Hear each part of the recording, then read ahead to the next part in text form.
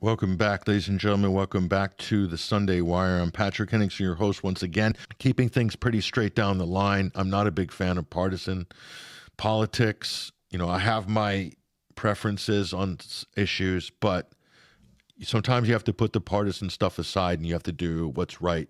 And you have to think about people. And if you're in the U.S., you got to have principles. And that's why they gave you a constitution in the U.S. If you follow that, it solves most of the problems. The problem is this government is pretty much stamping over the U.S. Constitution and international law, and look at the disaster that it's caused. Why? Power, corruption, allowing criminals and foreign governments to make policy and to basically run everything and profiting like there's no tomorrow, and the globalist backbone that the Trump administration has allowed to take over the country. We're talking about the Palantirs of the world.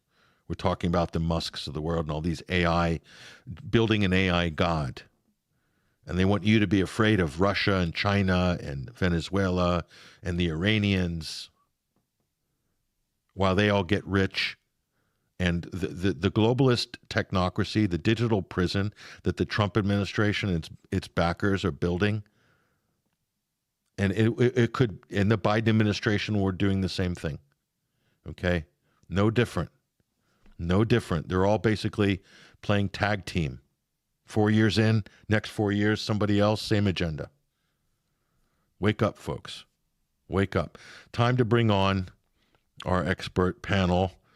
This is Hesher, host of the Boiler Room at ACR. It's good to see you.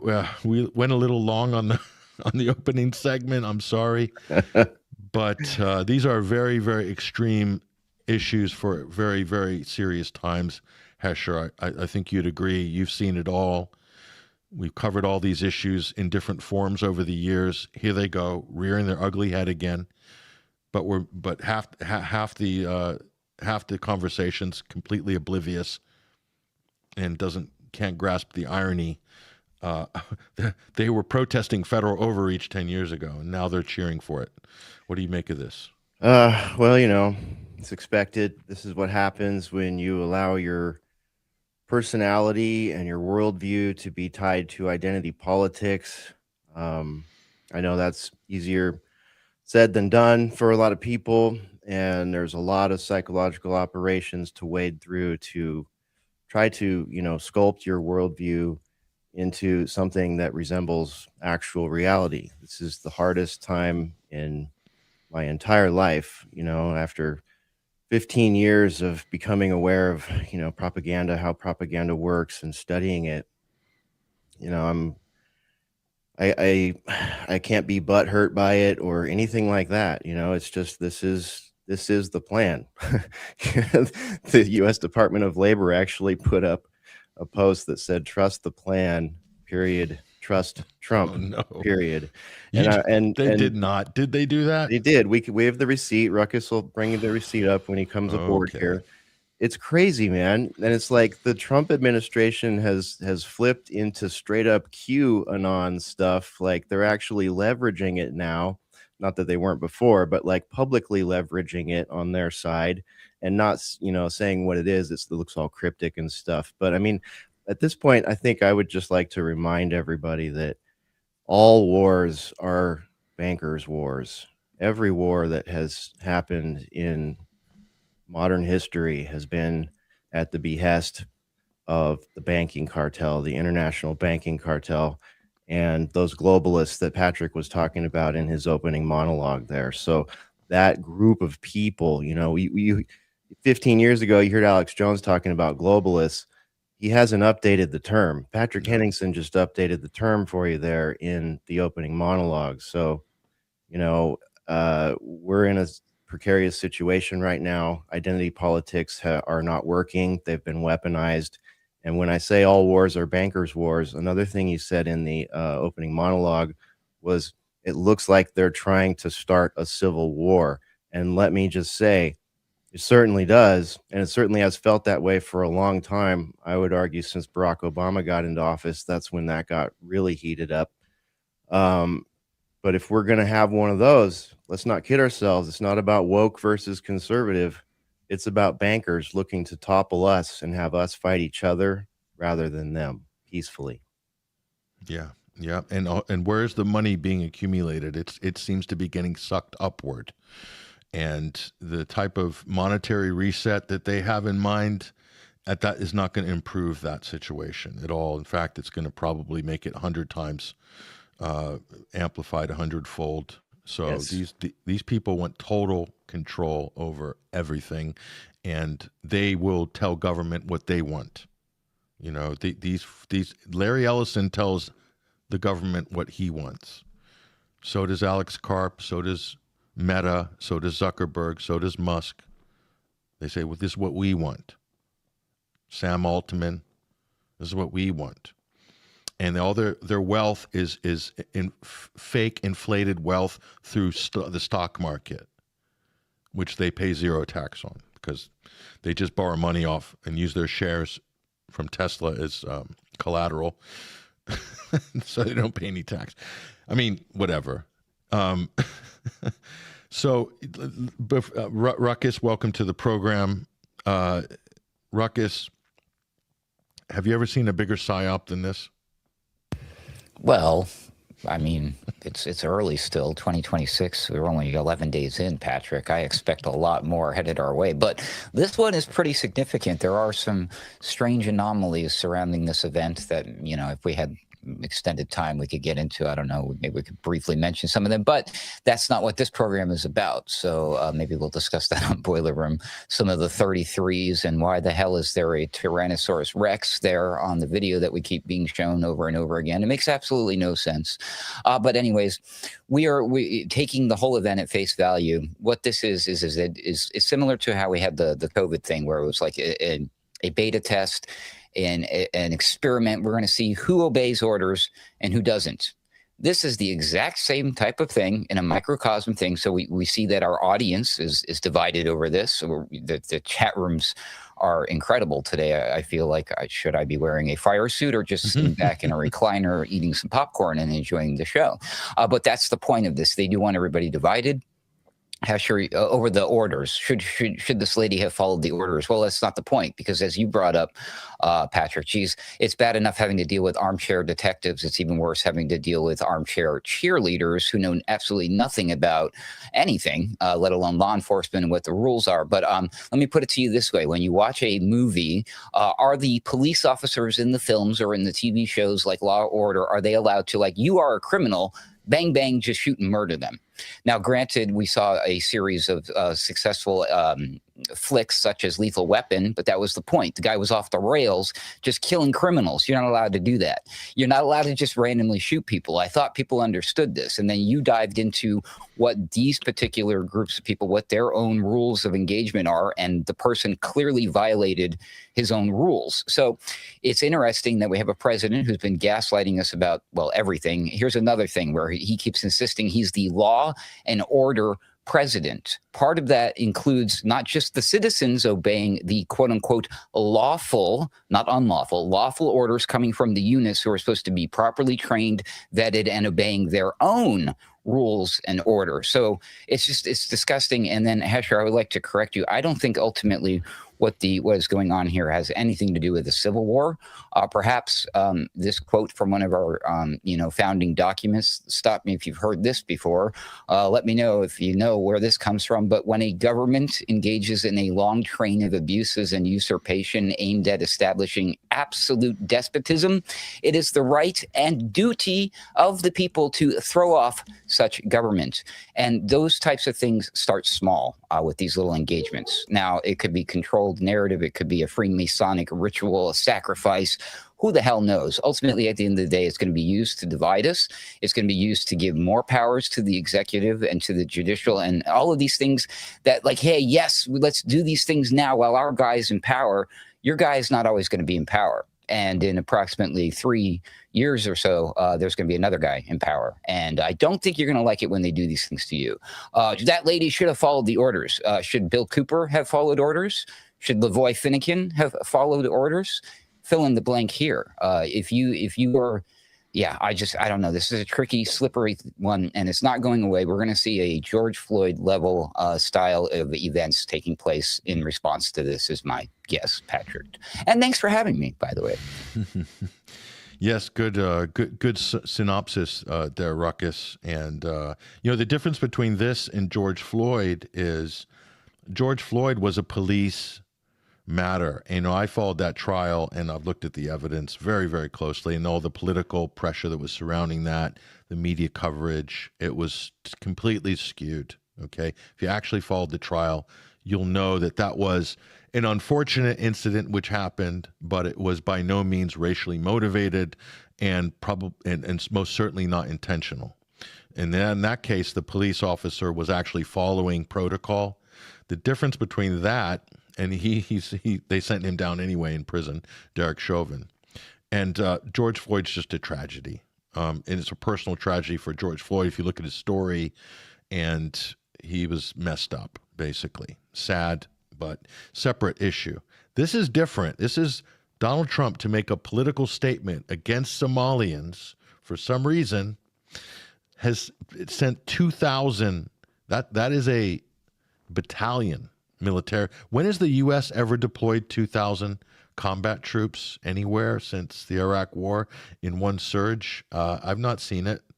But they did it in Minnesota this week. They did, and they're masked up. Okay, so I mean, talk about federal abuse for what? To make a statement. That's a political statement. And if you look at history, this is what fascist governments do. The Gestapo was a political secret police. They were there to intimidate and terrorize the population, to show them who is in charge. And they were sometimes masked as well. So that's why we use the term Gestapo. It's not an exaggeration in this case. But just to explain this, I want to get your guys' feedback. I mean, it's kind of, to me, people need to understand something, that the billionaires, the globalists we're talking about, Alex Karp, Elon Musk, Jeff Bezos, all of them, all these guys, Larry Ellison, all these guys, Mark Andreessen, okay? All these guys have put all their money into the defense military industrial complex, to surveillance tech, building digital gulags and geofencing everything, data centers, all this stuff, okay? These same guys are bankrolling all the right-wing angst on immigration through Europe, okay? Same guys. And these guys are also supporting Israel, who are lobbying for us, America, to fight wars that drive immigration flows. And they're going to profit off the system of the digital ID and this ubiquitous data soup that they're going to manage, and their whatever CBDCs and whatnot. These guys, same guys. So they create the problem. Trump's Secretary of State, I'll give you his name, he admitted on record, Thomas Shannon, in Trump's first term, listen closely, Thomas Shannon and John Bolton, Trump's national security advisor in the first term, admitted that they wanted to drive Venezuelans into the United States through, quote, out-migration by using sanctions. It's admitted, 2 top Trump officials. They drove Venezuelans in and give them automatic asylum if they say Maduro must go. That was a Trump policy. And Donald Trump and these people have the nerve to say Maduro's driving criminals into the United States. That was a Trump policy. That's why they did sanctions. That's how it works. Sanctions are designed to push immigrants. Wars are designed to push immigration. And then these billionaires are trying to leverage this fear and angst through their media outlets, through their money, through their political influence, buying candidates the quote far right. This is a huge scam. And Israel is also supporting all of these Tommy Robinson characters as well. Do you see what's happening, folks? Do you see how it comes full circle? You're being absolutely played. Absolutely played. And these guys want to put a technocracy in place after this chaos. That's why they're doing it. Elon Musk is part of that. He's pretending. Elon Musk was a Democrat bankroller right up to Joe Biden. And all of a sudden, he's a conservative. These people have no consistent ideological belief sets other than power and money. And maybe Elon Musk is a racist. He doesn't like black people, clearly. Definitely his family doesn't. His dad's on record. But I think they're agnostic when it comes to the accumulation of power and monopolies. That's really what they're interested in. And they'll use anybody, Democrat or Republican, labor or conservative, to get there. That's my belief based on what I'm seeing, guys. Hesher, Ruckus, what do you think? Well, I think what we're witnessing right now is global, or maybe I should say globalist, extremist dialectics playing out. And by globalist, extremist dialectic, I'll give you an example. It's pretty simple, and it's at the core of the division right now. Under Joe Biden, the border in the United States was wide freaking open. It was wide open. And things got bad on purpose. The Conservative Party did absolutely zero to stop it, but they did absolutely 100 million% to make it a political crisis, to make it a personal, on the ground crisis for Americans, which it was, we showed many examples of that during the Joe Biden administration. And it's part of the reason that so many people that were not quite voters or not quite left or right went to Donald Trump in the second round, because it was so bad. Then Donald Trump comes in, and what do we see? We see the other side of that extreme. We see a Gestapo-esque vision of the solution. It becomes very Hegelian. It becomes very much a political dialectic that is run by narratives. Yes, many of the narratives are based on actual events. Yes, some of the narratives are based on made-up events. Yes, the statistics are probably somewhat accurate in some cases and probably completely blown out and skewed in other cases. And if you could put me on full screen for a second here, Patrick, I would just like to reference this document. This document right here is available at armyuspress.army.mil. But all you have to do, screenshot it right now, is search the title. It's a 2010 document. It's called Weapons of Mass Migration, Forced Displacement as an Instrument of Coercion. It was published in Strategic Insights, Volume 9, Issue 1, in the spring and summer of 2010. And it can be found in the library, in the Dudley Knox Library at the Naval Postgraduate School in Monterey, California, where I used to work. That's where I first found this document. If you read the document, you will discover what I'm talking about with regards to political dialectics and this immigration issue. Look at it through the lens. Look at what you know about what's going on through the lens of this document. Read this document. It's 45 pages long. It's not that, it won't take you that long to get through it, but you will see that governments, politicians, and in particularly militaries, military intelligence are not stupid when it comes to immigration. They're not. These events are very rarely unexpected. And as Patrick has pointed out many times, when the United States goes in when NATO goes in, when the Atlantis bloc goes in and starts running sanctions and kidnappings and things like this, countries revert to a known state of chaos. And I warn you that this is probably what's going to happen here if we fall for these sort of dialectics moving forward.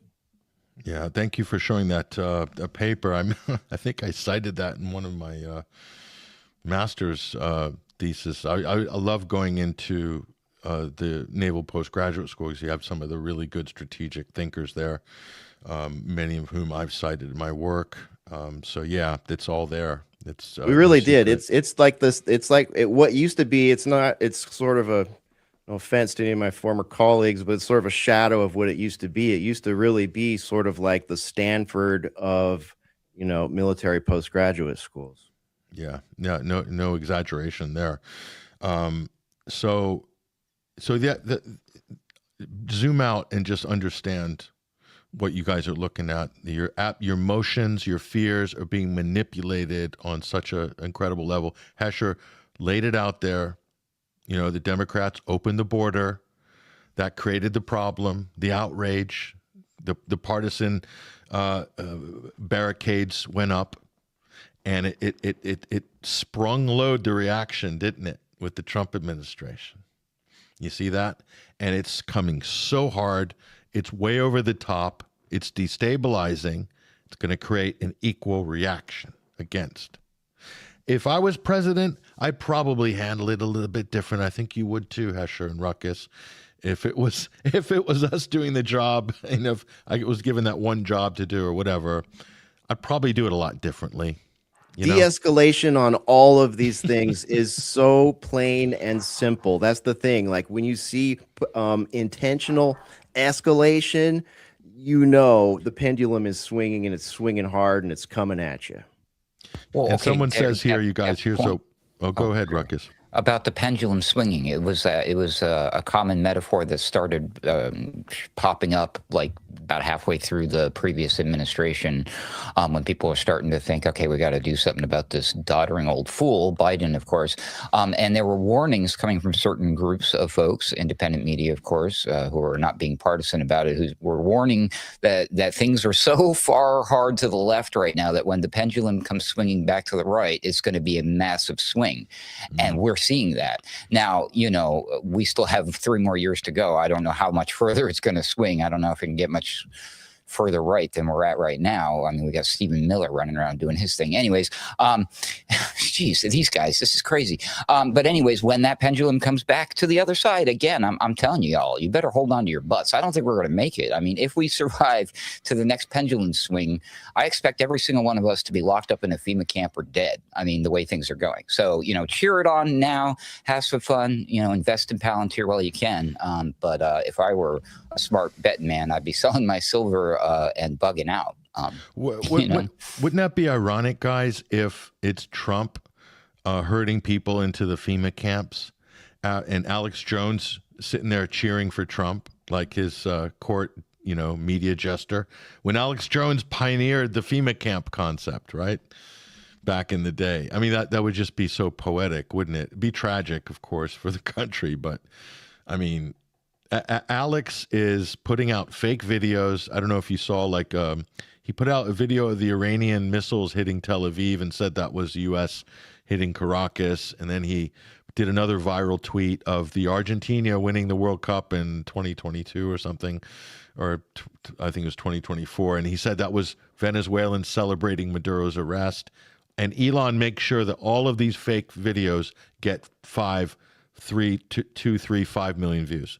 And all those accounts that he gives algorithmic preference to are all monetized. So they're making huge money off fake news, doing propaganda for basically the U.S. government, and including Alex Jones, which is quite sad, considering Alex pioneered education into false flags and regime change wars. I mean, the irony of it. Are these people capable of recognizing irony anymore? I don't know. It all feels so unreal to me. I feel like I'm living in a alternate dimension or something at this point. I really don't have a good answer for that. So here's a comment, guys. We need to address this. This is Daniel Bausch here saying, then did Ashley Babbitt, should she be guilty for her involvement? So these are two separate issues, guys. Okay. And we all defended Ashley Babbitt, and I believe it was a political execution by a federal employee who has never been held accountable, as far as I know, for that. Totally unnecessary use of force, targeted a kill shot, basically. So we oppose that. But again, that was during a protest, a political protest that was inside the Capitol building. Whatever you think about the circumstances of that day and what happened, and of course, at the end of the day, it's a different situation. What we're talking about in Minnesota is the deployment of federal masked paramilitaries into a community with no due process at all, grabbing cars, pulling people out of the cars. You guys, the other videos I have with 5 of these vehicles pulling up at a high school and guys jumping out, masked with guns, charging kids and going to grab, is that was probably the most shocking one I saw. High school kids, because I guess there's an illegal there somewhere or whatever, using cell phone tracking, using vehicle tracking, everything we just showed you. Does that scare you? That type of power? So due process is what we're talking about. So Trump, this administration does not like due process at all, because it seems to get in the way of the action that they want. And I'm a big fan of the Fifth Amendment. I think it's a great thing that America has due process. But I'm going to read you the Fourth Amendment, ladies and gentlemen. And I like your comment, Hesher and Ruckus. The Fourth Amendment protects people against unreasonable searches and seizures by the federal government. It ensures the privacy of persons in their homes, papers, and effects, and generally requires law enforcement to obtain a warrant from a judge, must have probable cause, etc. Okay? That includes your motor vehicle, your car. So there are limits according to the U.S. Constitution. That includes digital data. The Fourth Amendment extends to digital data. This has been upheld by multiple court rulings in the U.S. It includes cell phone data. Okay? That includes consent. You can agree to a search without a warrant if you so choose. That's an exception. There's a plain view exception, a crime committed which is visible. But in terms of jurisdiction, a federal agent does not have jurisdiction even to give you a parking ticket for an illegal U-turn, much less grab you in your vehicle or draw their weapon, and you're not involved, you're not an suspected illegal immigrant. ICE's remit's very narrow. But Kristi Noem and the Trump administration want to extend it to, if you somehow get in the way or they don't like you or you're a radical leftist. I'm not a radical leftist, I guarantee you this, but I will defend the constitutional rights of a radical leftist in the United States of America, because it's based on the constitutional principle. If we don't have that, we're lost. The country is lost. And if the U.S. government is going to launch a bombing campaign against a neighboring country and then abduct their president without seeking approval from Congress or violating the 1973 War Powers Act in violation of the U.S. Constitution, then where is our foreign policy? The president decides it all. One man. I swear an oath to protect and defend Donald Trump, not the U.S. Constitution. The country's finished. The United States is finished at that point. It's no longer a constitutional republic. It's something else. So we're seeing this Fifth Amendment due process, Fourth Amendment, unreasonable search and seizure. All these things. Even if you're not a target of ICE, you guys, your rights are being violated right now in that community space. They are tracking all cell phone, vehicle, data, everything. They're cross-referencing that with potentially financial information. Who knows? Medical information, whatever, travel records, education, whatever, employment. And that's happening in real time data, always on pipelines. That's what they're called, always on. And the AI is in the background. Alex Karp's data centers working all of that magic constantly. And you have no idea. Most people have no idea this is going on. Sad. Amazon's doing the Ring cameras got hooked up with the Flock camera system, so they're part of the service. So the police, without even your knowledge or your consent, can just check out your feed on your Ring doorbell camera. It's crazy. Yep, Amazon's doing the back end. Oracle's doing the back end. All these data centers that are popping up, and we pay for it all. We pay for all of it. We pay for all of the power that runs those things. We pay all the taxes that bring all that stuff in. I mean, it's nuts how much. Someone should do a study about how much American taxpayer money is spent on violating their constitutional rights. I don't even think you could unravel that twine. So it was saying, you haven't seen nothing yet, says Christendom Defender. Yeah, well. Christian says, trust the plan, right?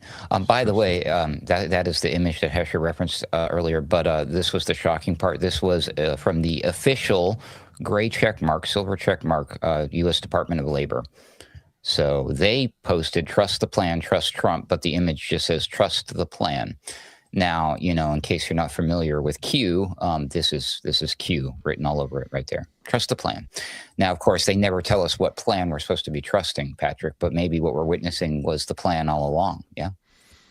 Yeah, they actually post that stuff on social media, like FAFO by Trump. So eat your groceries, saying the great patriotic reset. Listen, and that's the point I'm trying to make. This is not patriotic. What makes, I have to explain this. It's like we have to give the civics lesson again, guys, to people who have forgotten. How is the U.S. different from other countries in history? It's a constitutional republic, has a written Bill of Rights. That's it.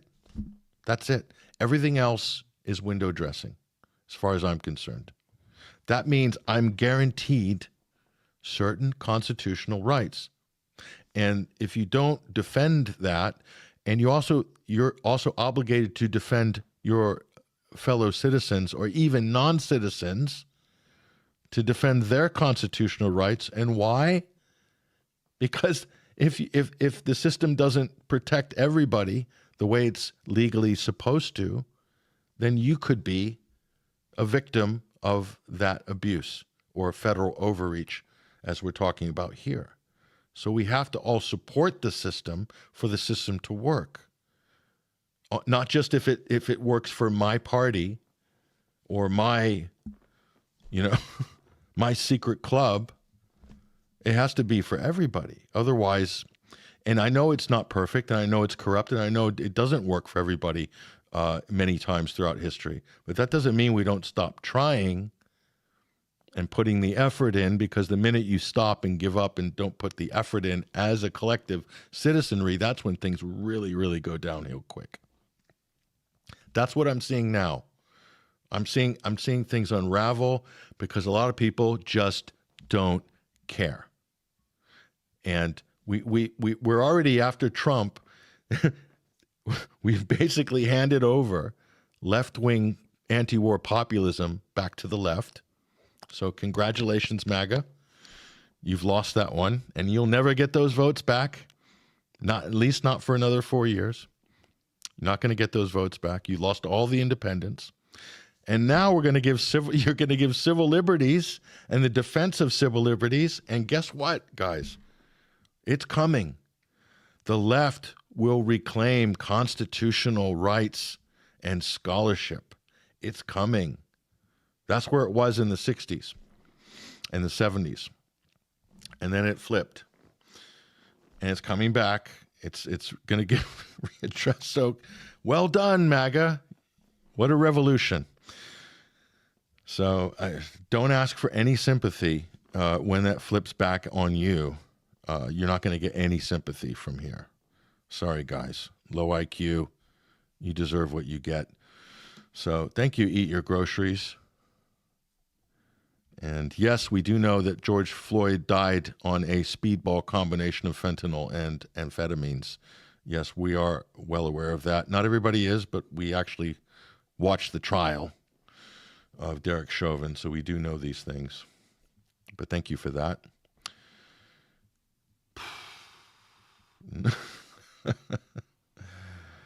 Oh my goodness. Guys, here we go. Don't rag on the Canadians, please. They get a lot of bad press. 90% of Canada purple hair cards who love their tech overlords. They elected Mark Carney. I can't argue with that. They did elect an arch globalist, Mark Carney, a central banker of the highest order, a Basil BIS man is in charge. But he's concerned about Zelensky right now. This guy wouldn't care. He will never raise his voice about what's happening in Minnesota because he's probably quite happy about it.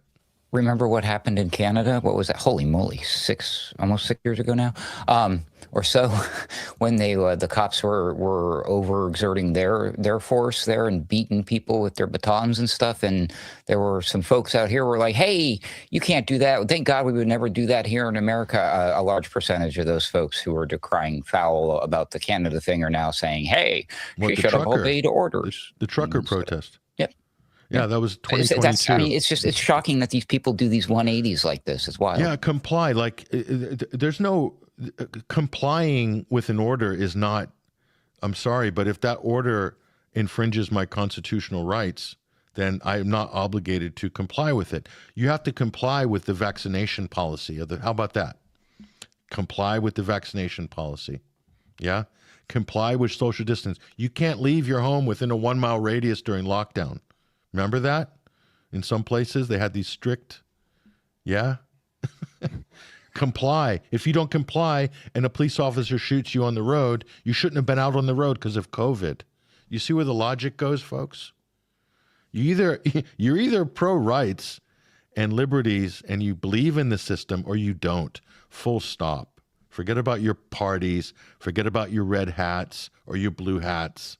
None of that matters. The backstop is, in America anyway, it's your constitutional rights. In Britain, it's your common law rights.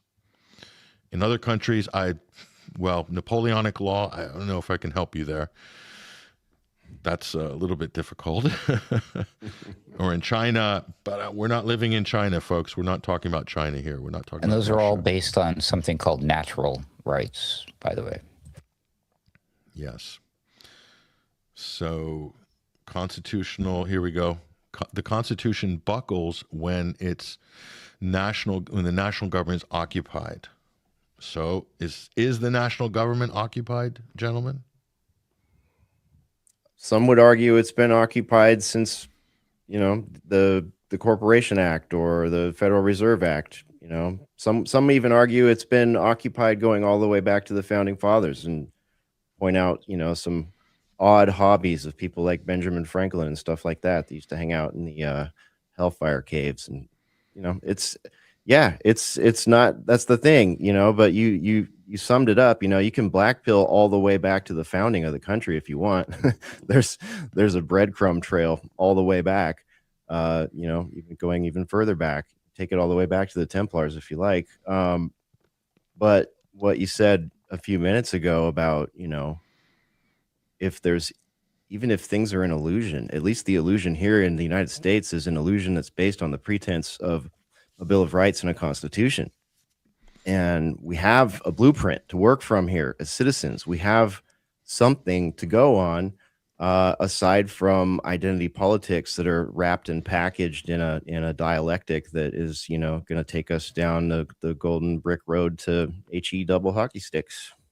And I include identity politics as Christian identity, because politicizing that to me is just as dangerous and problematic as identity politics on race and gender. because all of these things are weaponized and used to create in-groups and out-groups and hierarchies. And that is so un-American. That, I mean, it's just problem. I believe in the separation of church and state. I believe in freedom of religion. If you're the church of Christian, Muslim, Jewish, or the church of Elvis, if need be. In America, it's all permissible, as long as that's not infringing on people's individual freedoms and liberties, or their families' rights and freedoms and liberties. Or, you know, B.R. Tanner says, now we have IDF-trained operators to save us from the immigration onslaught. I mean, wow. Somebody, we're on the Alice in Wonderland kosher acid trip right now. Somebody wake us up, pinch us, please. I mean, I can't keep up with the comments, guys. They're hyperactive today. Yeah, it's been a mosh pit, man. Ziontology. Oh my God, it's our official state religion. I've never heard that term before. That's actually so fitting. Yep. Ziontology. I borrow that one. Yeah, that's good. Anti-neocons. I'm totally borrowing I'm in a that one. screenshot. Thank you very much. Is anti-neocons. So going into the larger lexicon there. Anti-neocons. Thank you. That is quite a good invention there. Ziontology. You've just birthed something special there. I'll tell you right now. Yeah, you're right. Kosher Asher trip. That's right. America first. PHL. Yes, yes, yes. Well, here we go. Patrick is talking bad about the ADHD comment section. I'm all for ADHD rights, and I'm champion the ADHD community because it makes up such a large portion of our listenership, viewership here. I mean, you guys have our comment section is the definition of ADHD. Talk about this is like an Asperger's festival here. Everyone's on the spectrum. Most of our audience are on the spectrum, right? The best side of it. Ziontology is perfect. See, it's catching on. Fertile Green just endorsed Ziontology as a new official term. So you guys, when people start saying Ziontology and it becomes ubiquitous in our culture, you know where it began. It began here. And we have to give credit to its founding father of that term. It's anti-neocon, right? Right. Anti-neocon. Very It's good. got a good name too. Anti-neocon. Dig it. Oh my! Here we go. Does Trump have a new breakfast cereal? Is it true? MAGA flakes. I don't know. I thought he was more into like Kool-Aid or juice, but yeah, there's probably a cereal out there to go with it. Yeah, that's right. You guys are righteous. Fecking inbreds. You're not talking about us, are you? It must be. That's our audience, If isn't it? Trump had a cereal, there'd be like a little like Statue of Liberty prize inside, except it would look something like that, of course, unfortunately. Sad to say. Oh, boy. Now, this is the scary stuff coming up here, guys. We have to address this. Firstly, this is true. Lie, Slayer 26. The ICE guys have zero jurisdiction over U.S. citizens, and the ICE agent was not in the front of the car when he fired. This is true. And they don't actually have jurisdiction. Now, that would take time to go through the courts, and unfortunately, sometimes the legal wheels are slow, okay? That's true, but the jurisdiction is important. States' rights, guys, because how do we solve this problem if you're a constitutionalist? I got an idea. How about a constitutional elected county sheriff to step in and sort this problem out immediately? Solution done. No Man, federal.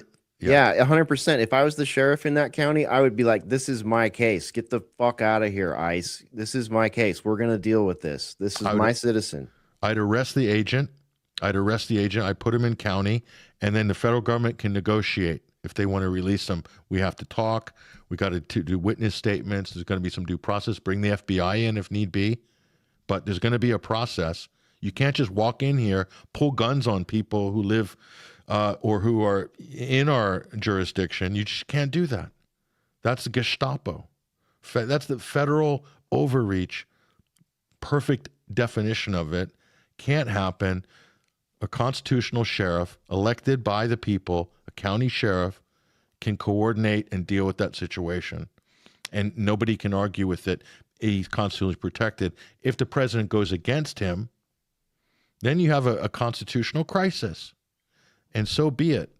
Then we'll really see how strong, the country's fabric is legally, fundamentally at that point. Are we a republic?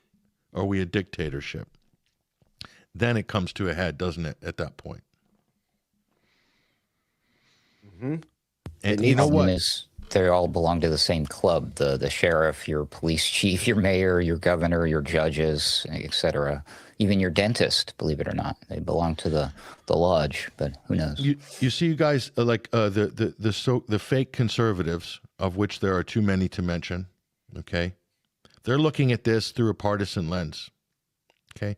Real patriot, Second Amendment, armed, if you really cared about your community, because if you don't protect everybody, they're coming to your community on another basis for another issue under another government. The patriots, if it was me, I'd be setting up roadblocks, armed roadblocks, and then the ICE guys are going to have a nice polite conversation about what they're doing. Are you going to be pulling guns on people? Are you planning on shooting anybody? We need to know. Otherwise, you guys are not going to be able to come in. And this is how that's lawful. That's legal in America. That's legal. That's constitutional. Do they have probable cause? Do they have a warrant?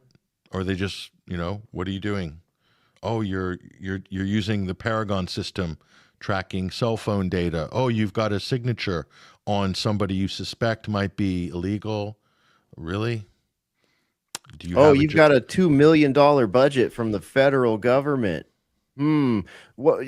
How much you want to bet the sheriff's department in that county has 6 or 7 Bearcats, a whole bunch of government-funded tactical gear, that kind of stuff. That seep down, that trickle down. This is how the federal government in the United States captured most of the sheriff's departments and police departments. Police departments, different tactic, but with sheriff's departments, usually it's funding. It's as simple as that. They fund them, they train them, they say, hey, you want to be as good as your neighboring sheriff's department? Follow our, here's the thing. It's a lot like, it's like a smaller scale version of COVID, where you had the IMF going into other countries and saying, hey, we'll crack you off $6 billion right now if you'll follow these protocols and, help us do this. Same thing. Hesher, that is what the Department of Homeland Security is. It's a funding gravy train mechanism to get people to fall in line through incentives like that sort of stuff. And on the back end are the suppliers making the money. That's basically the DHS. It's a giant web of contractor and subcontractor and subcontractor. Giant federally managed network. If you can plug into it, you can make tons of money. But they're creating policy out of this department that's really, to me, commercially driven, quite frankly, when you drill down to it. But this is a perfect example I've got up on screen, guys. Who are these recruitment agents that are taking this money? They're supplying these ICE agents. These are not federal agents. They're mercenaries.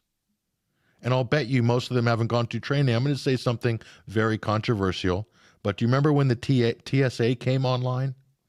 Do you remember the first, the agents and the employees of the TSA started getting progressively worse, progressively fatter, progressively lazier and stupid, because this is going to happen to ICE guys. They're going to become unpopular, and anyone who's more fit, smart, and self-respecting is not going to want to be a thug for ICE. So they're going to get all this sort of street trade, and the real trash will get employed. And these recruitment agents are going to be more bottom of the barrel stuff. And if they can't find them in America, guess what? They're going to start hiring foreigners. I'm telling you right now. Do you see how this is going? I've seen this happen before in other countries. They can't. They start employing the U.S. Army, the U.S. military. When they're desperate, they start recruiting people who are not citizens or recruiting in other countries, offering citizenship. This is what's going to happen with ICE. Bounty hunter agencies. You got to be kidding me. What a racket this is. It's crazy. It might not even be the worst of the people that they're hiring either. I mean, I don't know if you get to see the ICE job commercials on streaming, interruptions in where you're at, Patrick, but I've seen a lot of these advertisements for ICE agents. Become an ICE agent. I mean, it's almost exactly like South Park portrayed it. They're offering $50,000 bonuses to people that don't even have degrees, like people that don't even have a degree. Like you could be, no offense to janitors or underwater basket weavers, but you could be a janitor or an underwater basket weaver in anywhere and apply to be an ICE, have no, training in law enforcement or self-defense or anything like that. And you can become an ICE person. Like people, they're literally pulling. That's why so many of these people are wearing masks. I think it's like these people can't defend themselves in public. Many of them shouldn't have this job in the first place, and they're just piling them into vans.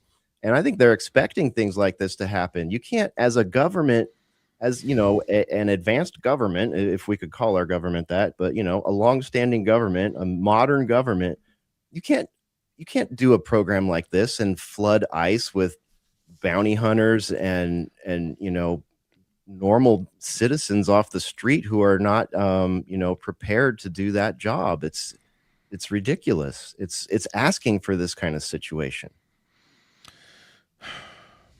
Common sense. And we've seen it all before, by the way. It's not like you need a crystal ball to predict how it's gonna play out. We've seen these situations, and we know how it will eventually play out. So, comment here, Corey Stinson 4251. I am a Zionologist, clearly a proud one, and I've determined this podcast is antiseptic. Please report to local Ron DeSantis re-education camp. Very cute. Is Ron DeSantis running re-education camps? Yeah, he's putting woke people in them. Ron DeSantis. He had heels. He wore the Rubio lifts, didn't he? He had the heels. We're not discriminating against. Patrick, I shared another example of what you guys are talking about here. We shared this, I think, briefly on Boiler Room. I dropped it in the private chat here on the StreamYard.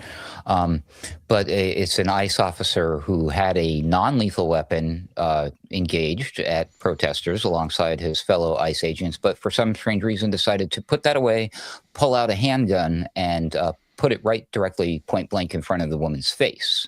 No trained officer from any place would be doing such a thing. You know what I'm saying? Yeah. It's indefensible what happened. I'm sorry. I can't believe that people that are just, especially the Matt Walshes of the world and all these Elon bots, I mean, they're just like railing at this woman for daring to get in the way of this guy's bullets. It's like I wouldn't trust anybody who's defending this cop. I'm not going to call him a cop because he's not a cop. He is just a glorified mall security guard, as far as I'm concerned. And these people should not have a weapon in their hand. Clearly, he is unhinged.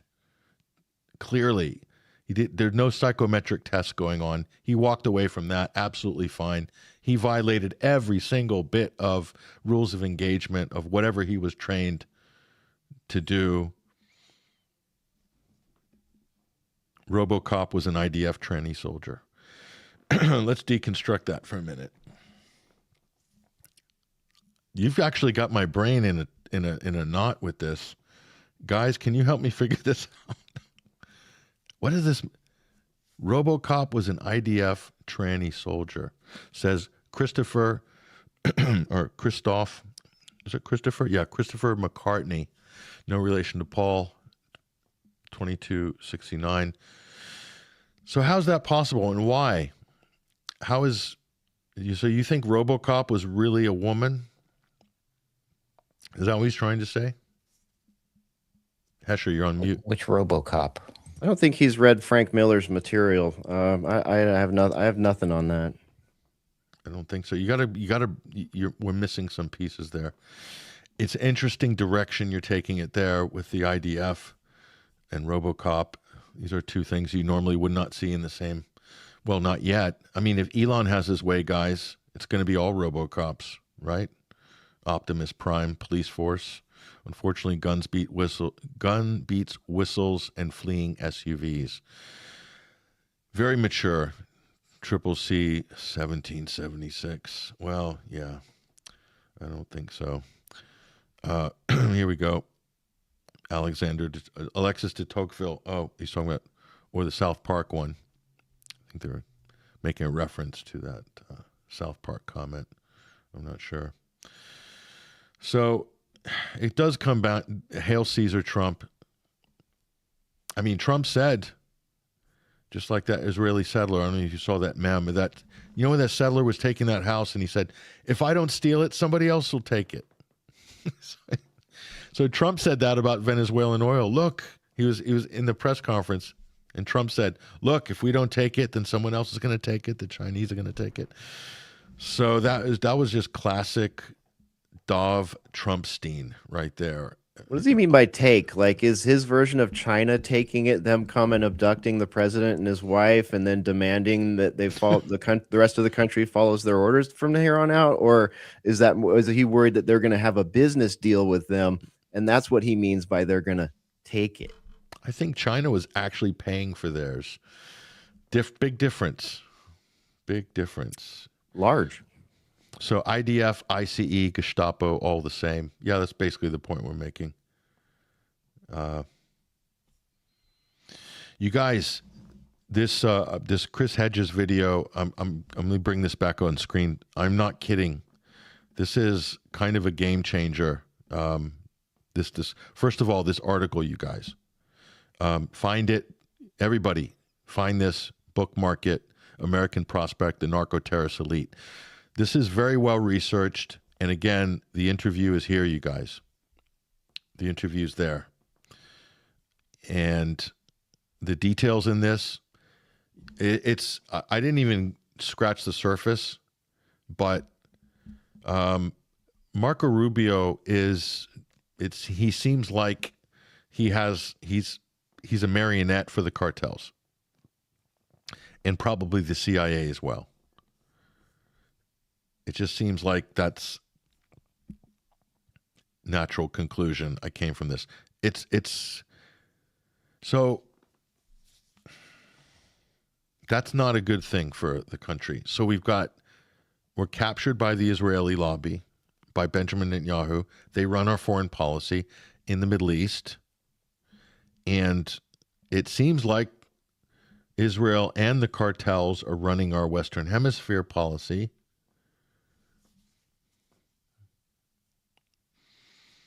Yeah, very much. So what the hell is going on? Again, it feels unreal. It feels, I don't know. Wherever it's headed should be of a large concern. Wherever this is headed, why ever this conversation has been allowed to happen on YouTube, there's gonna be a bookend on it at some point, and we are on the edge of our seats to see what that looks like. So everybody should revisit the fall of Rome. That should be everybody's weekend homework. Definitely, this is how empires. Rome started coming apart when it abandoned its principles, when it abandoned its legal checks and balances, and so forth. And again, hail Caesar, Trumpstein. But this interview, you guys, the narco trafficking elite, Chris Hedges show.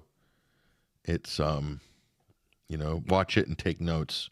I'm going to watch it again, take notes, and I'll probably do a lot more work on this. The information's out there. Trump, Rubio, this entire administration. This has been going on for like 50 years in the U.S. through the CIA, drug trafficking. It's just now it's become more sort of obvious, and they're quite open, not hiding it very well now. That's the difference. This has gone on through administration to administration since Kennedy. So can't say I'm happy that it's happening now. I'm not. I don't think you can be. But, yep. Elect Chris Hedges, please. We want peaceful neighbors. Our neighbors are peaceful. I think we're the problem. And, you know, the Lebanese have colonized Latin America and Mexico and so forth. And as Larry Johnson said, some of the big organized crime families were in Venezuela, and these countries were Lebanese and Jewish, believe it or not. So Bukele is Lebanese in El Salvador, and he's an interesting character. And I think, well, there's more research to be done there, but you can't get into power without working with these cartels. They're big, they're powerful, they have real power. But if you change the arrangement with government, especially if you have, let's say, a friendly relationship with Washington, and I would say this government administration has that, under certain conditions, and one of them is Israel has got itself involved in Honduras, Colombia, Venezuela, Ecuador, etc. They would love to flip Cuba because that was Meyer Lansky's territory, wasn't it, before the revolution? So it all happened offshore. All our senators were there, all of our heads of departments, and stuff went on in Havana, offshore. And that all came to a screeching halt in 1954. And some people got really pissed about that. So I can't imagine that has anything to do with it or not. Yeah, they'd love to have Marco Rubio as viceroy there, wouldn't they? Yeah, he could be viceroy. He's got 5 jobs now, right? He's Secretary of State, Trump's national security advisor. The national security advisor position was created to have a neutral person to give a objective assessment against State Department. So you can't have these two people the same guy, but Trump has them as the same guy. And he said little Marco's in charge of Venezuela now, and he'll probably be in charge of Cuba and Nicaragua. Elon loves it. I saw someone post a meme, and it was a picture of Rubio, and it said, "Here's the new president of Cuba, Venezuela, and Iran." And Elon boosted it and said, "Yes, this," or, "I support this," or, one of those things that he does in all caps. Yeah. Wow. What do you guys think of Greenland? What are your thoughts? I think they should call it Orangeland. Plenty of raw earths in Greenland. I love raw earths. I mean, if I could get raw earths at the grocery store, we wouldn't have to turn Greenland into Orangeland. It does sound much more healthy and wholesome, doesn't it? Raw earths. You get sick doing that. You have to cook your earth all the way before eating it. Raw earths. It sounds organic almost. It does. Sounds organic. Probably a little more expensive. Yeah, Orangeland, one of our chatters. I swiped that from one of our chatters. It's so far up the roll I can't find it, but shouts out to you.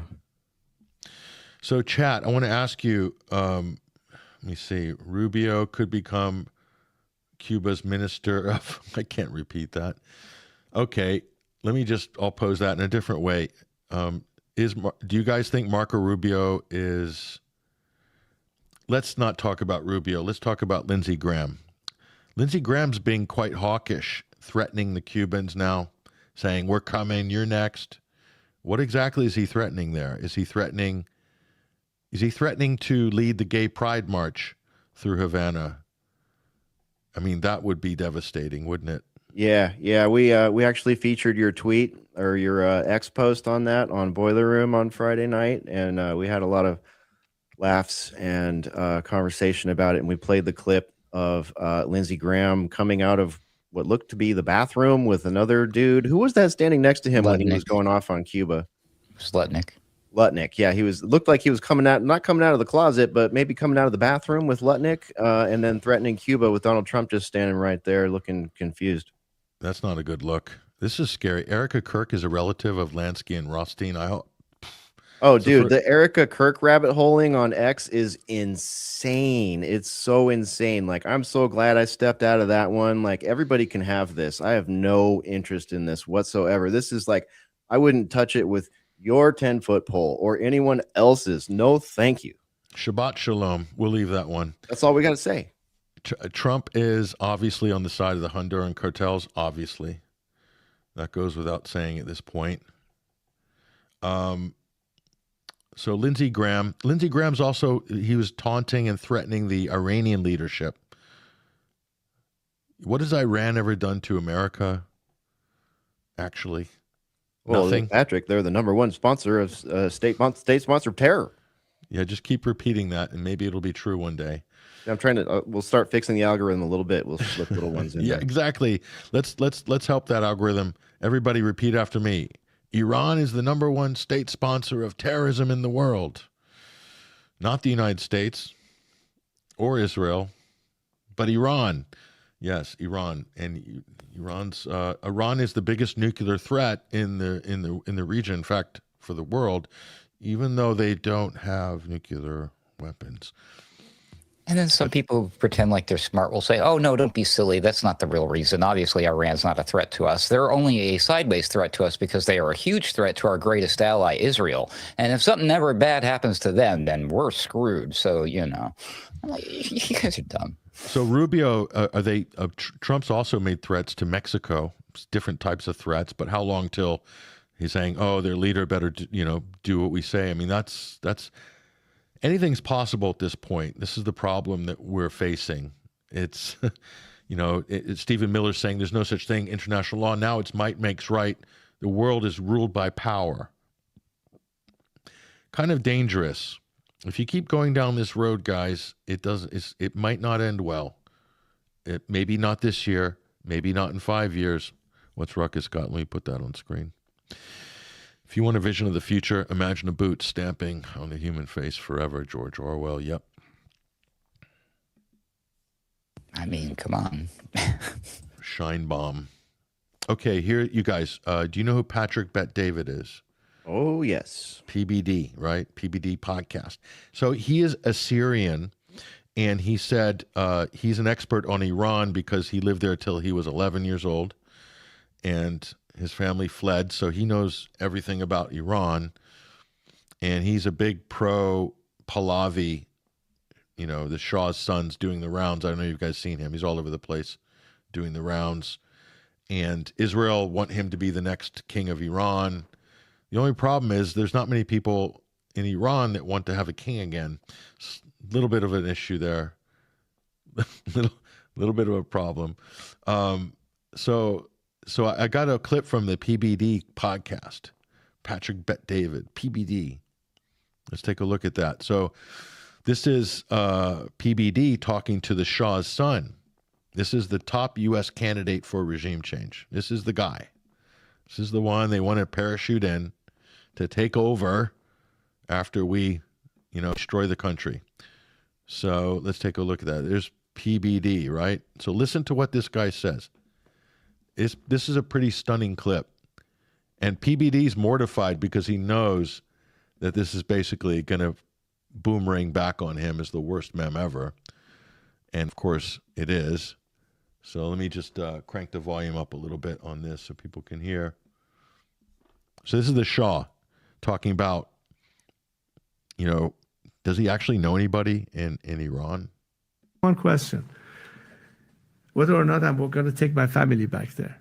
Because in a way you are thinking whether or not you can take your family back there. We would all like to be able to go back home and be able to live there if possible. And I see in a realistic sense that we can keep flowing and going back and forth. We don't have to be pinned in one place. We cannot divest because honestly, my life has been for the past 40 years here in America. My children live here. My friends live here. Everybody that I know is here. So if it's almost unfair to them. If I was to go back, what do I go back to? One question. Whether or not I'm going to take my family back there. Oh, because in a way you are thinking honestly, whether or not you can't make this up, you guys. So he doesn't know anybody in Iran, and he prefers to live in America. This is the top regime change replacement. And he's the son of the Shah. He looks like he's like 75 or something. Yeah, so he's like 68. Okay, 60. He's been here his whole life for the most part. His family's all lived here their whole lives, and Yep. I'm He's going to got go be kids. the president of Iran. Okay. He's never worked it. Apparently, hardly worked a day in his life because he's living off this massive trust fund, and the largesse of the U.S. federal government probably as well. Truth be known. So that ain't gonna happen.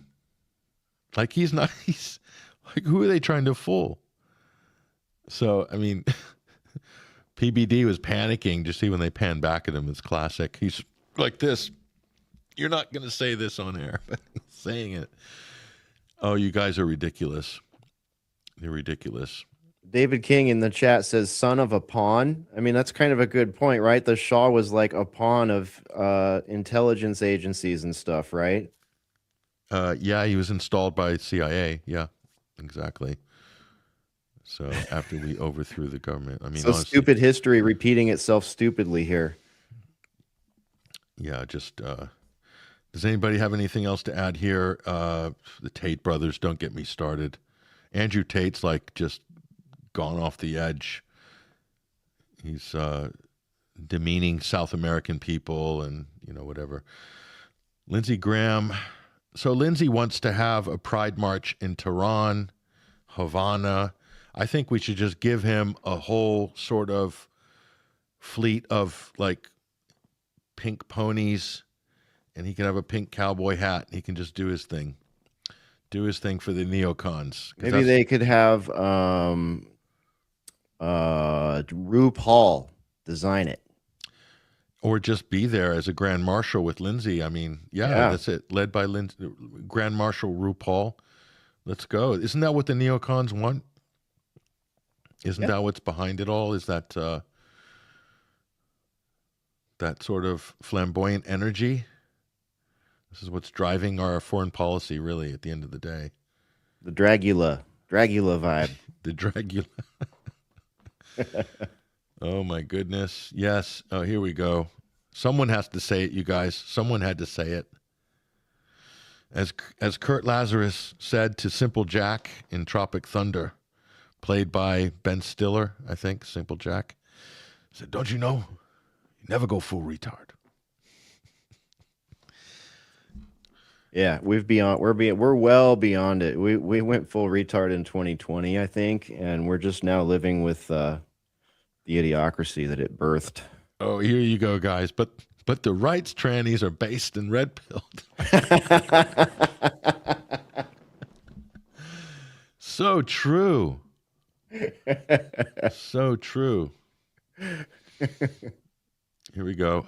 Academic agent would know what's shaking. That's a good, very good X account. Academic agent. I've retweeted a couple of they're really sharp. Pink battle cruisers. This is Lindsey's Navy, really. I think can you guys imagine pink battle cruisers that are flanked by giant rubber duckies, and Lindsey just there, like, you know, at the front of the ship, just charging ahead. It's a type of a crusade, if you will. But yeah, that's it. That's it. That's what's going on, folks. Look, there's not much. I mean, things are descending rapidly in the comment section here, as you can see. There's a lot of Lindsey Graham derogatory comments about Lindsey Graham. I can't believe you guys don't respect this man. After all the service he's given to the U.S. Senate, you can talk about him like this. Shame on all of you. Just saying really, really naughty things about... Here we go. Iranian monarchists turn up at Tommy Robinson events. Listen, I know that sounds crazy, but that's actually happening. I know. This is bizarre. This is the world we live in. So it all starts with kids who volunteer as to be hall monitors. Did you guys ever serve as hall monitor? Anybody? Hell no. Did you ever have an opportunity? Was the position ever open? I feel like they used to round robin it around the classroom, but I don't have any memory of doing it. Yeah, there's more derogatory Lindsey Graham comments. He was just getting really treated very unfairly by our audience, I think, here. Yeah, you're offending pink battle cruisers everywhere. Yes. The Israelis are backing the Iranian monarchs. Yes, of course. That should really kind of be a hint to everybody. If the Israelis are backing the Iranian monarchs, you know something's not quite fully baked, right? Pink battle cruisers. No, it's not a joke. We're dead serious. America First, PHL. You think that was a joke? I don't think so. There are plans afoot. There are big plans afoot. Lindsay is serious. Lindsay wants to see a color revolution, but Lindsay's color revolution has many different stripes on the flag. Anyway.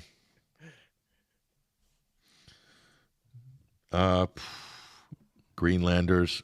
Yeah, there's Eskimos up there. And they seem pretty happy. I mean, they just don't want to be bothered.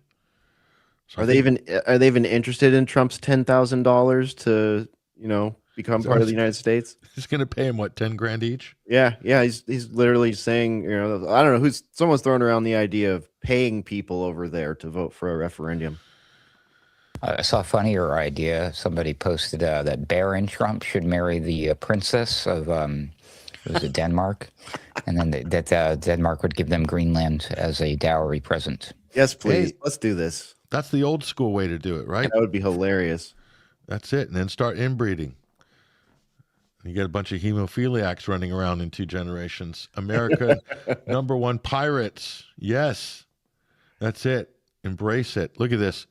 Trying to hack the algorithm. We love Israel, says Andrew Podmore 5547. Lindsay Sham. Yes, sir. Lindsay will be building golf courses. Do you have to build golf courses? You have to cut the trees down and plant grass, right? So, yeah, there's some very, very pink cruisers. Yeah, you're talking about cruisers. That's it. That's the Navy. It's going to be all cruisers. Lindsey Graham's pink Navy. No battleships. Just small. They don't beat orange battleships. little PT cruisers, I think. You don't want anything that's too big and masculine. You want little PT cruisers flying beautiful rainbow flags. And he can establish, I guess, his own sort of fiefdom there. Yeah. Pay Americans $10K each to take Greenland. Yeah, that'll work. Stimmy checks. Is Trump? When do the stimmy checks arrive? He's already done the veterans, right? $1,776, right? Yeah. I don't know, man. I don't think that was for veterans. I think that was for active duty service members. And I don't know if that even went out yet, or if that was another blowing smoke up everybody's ass kind of thing. So we'll have to follow up on that one. Okay, last calls here. We're gonna close this out, you guys. I will pick one that I think will be deserving of your attention. Well,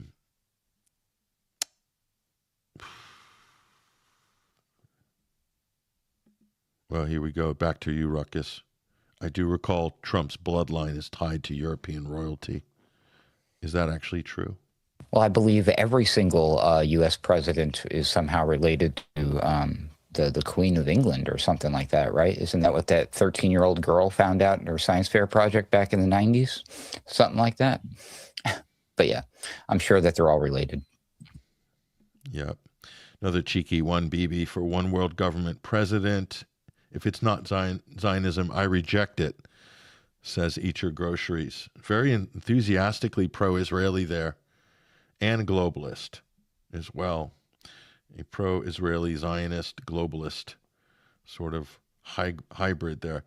Listen, you guys have been awesome. Thank you, everybody in the comment threads. Thank you, Hesher and Ruckus, for hanging with us. And yeah, my final word, de-escalation. I think that's a good thing. Escalation, we're going to have problems. That's my final thoughts on this. Hesher and Ruckus, before we go. Expect some escalation. Unfortunately, I would unfortunately predict, and I think this is going to be very wild year as far as events go. It's gonna be a wild 3 years, I think. The tail end. We're not even in the tail end of this administration yet. We're just like a quarter of the way through it, pretty much. And look what's gone on already. So stick with us here at Sunday Wire at 21stcenturywire.com and alternatecurrentradio.com. Check out Friday night's Boiler Room. If you missed it, we called it Goodbye Illusions. Welcome to Open Empire. We've got that up at alternatecurrentradio.com if you want to check it out. Video versions are all up. Audio version will be out shortly. And yeah, thanks for having me, Patrick. And I hope everybody doesn't let the state of the world get them too down. Don't forget to enjoy yourself out there a little bit, everybody. And we will reconvene next Sunday and do it again. Thanks for all the comments. We do our best to get to as many of them as we can. Shouts out to everybody in the Boiler Room Discord, the 21 Wire web chat, the Rumble chat, the X chat, the YouTube chat, the BitChute chat. We're out there on all those, so please be sure and follow 21 Wire on all those, and Alternate Current Radio, Boiler Room, and check out all the rest of the podcasts that we curate over at Alternate Current Radio too. We got some great stuff going on over there. Everybody's working hard, putting stuff out, and looking forward to a good 2026, regardless of what these ghouls do internationally. Thank you very much, Hesher. Bryan McClain, host of the Boiler Room. And check out all the content and community on alternatecurrentradio.com during the week, folks. Ruckus, your final thoughts before we jettison. Sure, thanks for having me again. Obviously, I'll reiterate what Hesher said. Check us out over at alternatecurrentradio.com. You can find out the stuff I'm doing with Sam Chaney over at Weaponized News, also at alternatecurrentradio.com. Just search for the Ruckus stuff. You'll see Roundabout Ruckus over there at our website. That'll take you to the stuff I do with Sam, but I do make a once-a-week appearance with Sam Chaney on Weaponized News on Wednesday evenings. That is, oh, holy moly, 7 p.m. Central Time, U.S., so you do the math for your time zone. I also, before it goes away, please check me out over on X. I'm AC_wordslinger. I do make a concerted effort to not only, repost other people's stuff that I find interesting, like this wonderful one from Syrian Girl, and, our own ACR stuff, but I make fun, posts too. So if you're into like fun posts that a human writes that's not from AI, then please check me out over there. You can also send me a DM if you're interested in having me do some work for you, because times are tight. So if you'd like to hire me as the word slinger, I do websites and I help small business owners and entrepreneurs with graphics, social media, marketing, business consultations, etc. So hit me up over there. And I'll leave everybody yet again with a Bill Cooper quote: read everything, listen to everybody, don't believe anything unless you prove it for yourself with your own research. Ruckus is superior to OpenAI, Claude, ChatGPT, and Grok. He's real, and we think he's superior all the way around. He's got a real point of view, unlike the AI large language learning models. So we all have a real point of view. That's why we're here, to share that with you. Thank you, Hesher. Thank you, Ruckus. Thank you to everybody at the Alternate Current Radio chat community, 21st Century Wire chat community, everybody in our comment sections. Thank you guys so much for joining us. This has been quite a good show, quite a good program, great response from the audience. And what we're talking about here is obviously really important. So we're going to do our best to give the issue the justice it deserves, and to give it the depth it deserves. These are not easy times. It's going to challenge you on a fundamental political level, your political perspective, depending on what hat you think you wear, what camp you think you're in, what tribe you believe you belong to, and there's plenty of let's just say grifters, cross-dressers, and fakes that are really, I think, causing a lot of problems, and some of them are bankrolled by the richest people in the world, unfortunately, who we've mentioned previously during the program. And I think that's also part of the problem. We're trying to be part of the solution. We're trying to be objective as possible, call it straight like it is, balls and strikes, right down the line. That's what we're trying to do. So we appreciate you guys coming along for the ride. And if you want to support this type of work, 21st Century Wire, I mean, you guys, the articles have been incredible. The reports on our website have been absolutely amazing. And we have to thank our staff, our team, our viral videos as well. We've got a great team. We've built this over the last year or so, and we're expanding. So it's only getting bigger, and we need your help to do that. So if you want to support us, if you like the work that we're doing and you want us to go into 2026, support our winter fundraising drive. As I said, we're going to update that dial. We've hit the halfway mark this week, officially. We're just below the halfway mark, so we're about 7,000, which is incredible. So this is what we need to basically just keep the ship going this year. Obviously, if we get more than that, it's a bonus, but that is the bare minimum. That's what we're going for this winter, and we're making our way to that goal. And it's because of you guys, really, because of our audience, our listeners, the names we've read out the last couple of weeks. The response has been, the generosity has just been unbelievable. I am speechless with some of the donations that have come in, even multiple donations from the same person. And wow, thank you, and we appreciate it. And we're going to do our best to keep the standard high, and we're going to be hitting hard going forward. So again, you can go to our website here. The donate button's in 21st Century Wire. It's in the show notes as well, but you can go to the gold button, donate support, our website, upper left-hand corner, you'll see it, bring you to the winter fundraising drive. You can subscribe, become a member at 21wire.tv. That's amazing.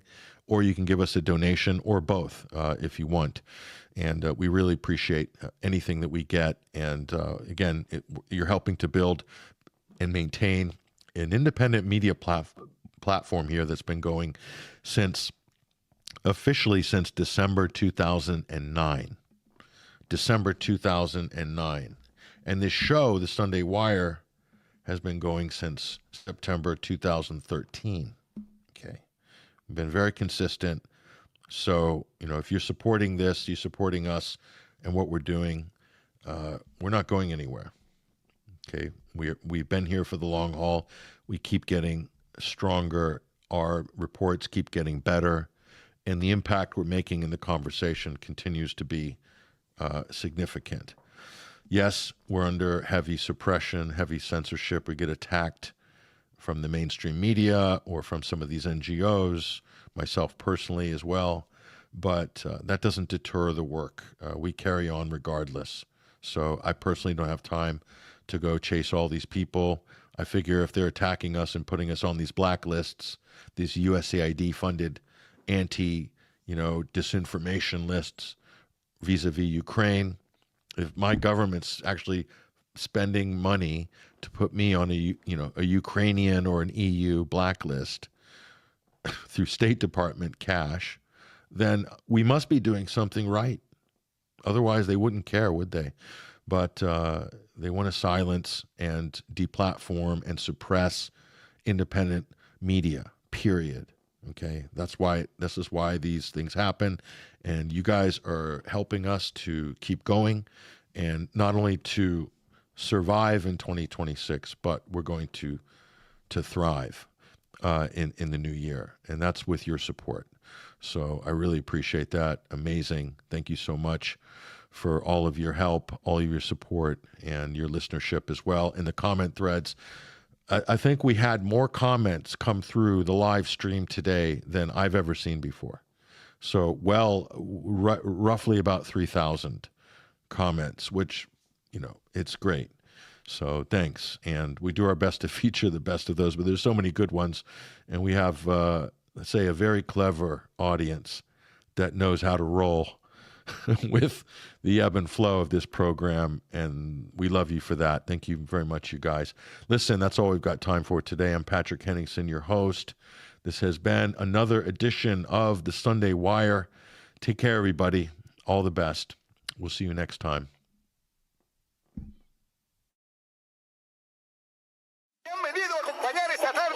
Y no podría ser la excepción. El partido Fuerza, Fuerza. ¡Cambio, cambio!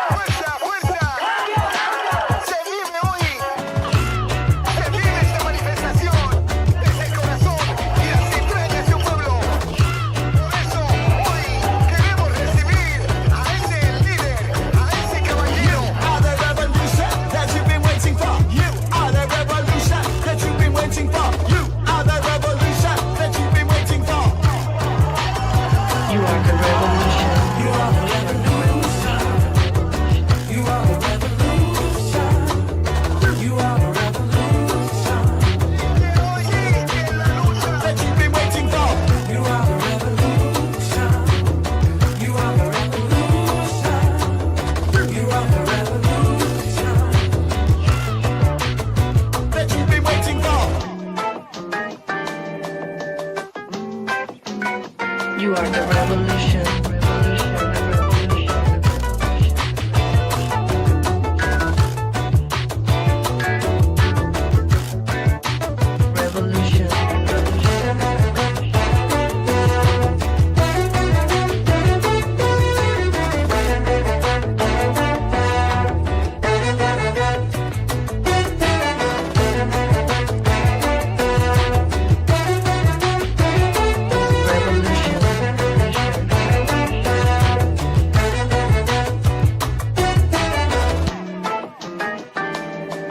When you're tired of being just a commodity, you are the revolution.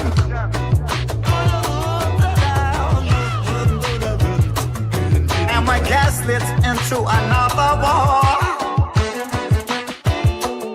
stand strong because you are the revolution.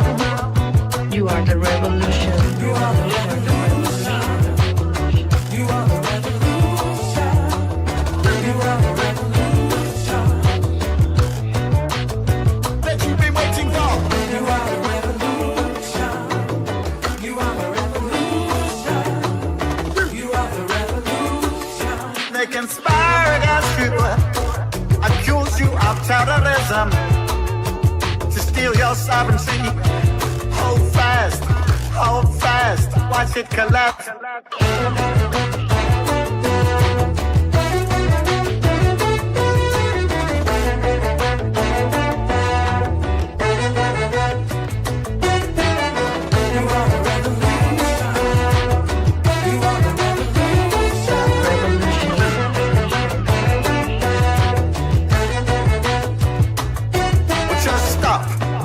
Know that we still have the power. You are the revolution. They want to centralize, monopolize, control your thoughts. Breathe, go deep, go outside, put seeds in the ground. You are not alone.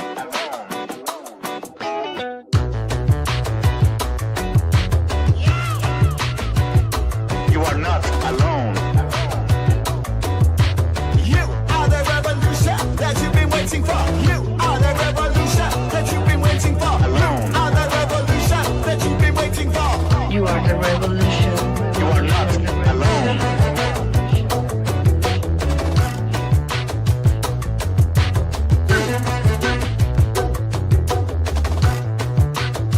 That you've been waiting for.